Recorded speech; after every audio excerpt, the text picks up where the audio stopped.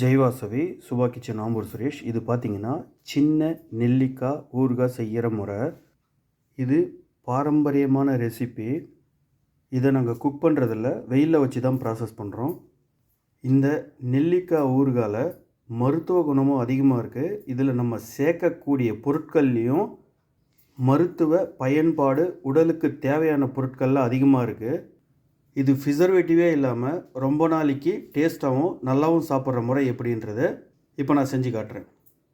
இது 5 நாளுக்கு முன்னாடி வாங்கி உப்பு போட்டு 2 டேஸ் வெயிலில் வச்சு எடுத்துருக்கேன். வெயில்லையே ப்ராசஸ் ஆன நெல்லிக்காய் இது. இது அடுப்புலேயே வைக்காமல் ஊறுகாய் எப்படி செய்கிறதுன்னு பார்க்கலாம். 1/2 கிலோ நெல்லிக்காயோட உப்பு தண்ணி தான் அது. மஞ்சத்தூள், சீரகத்தூள், இஞ்சியை காய வச்சு அரைச்சி வச்சுருக்கேன். இதில் தனியா, கடுகு, வெந்தயம் 3 கலந்தது. இது பெருங்காயத்தூள். இது 4 விதமான மிளகாயில் செஞ்ச மிளகாய்த்தூள், ஹோம்மேடு.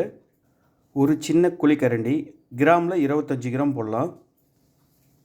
இது காய்ச்சி ஆற வச்ச நல்லெண்ணெய்.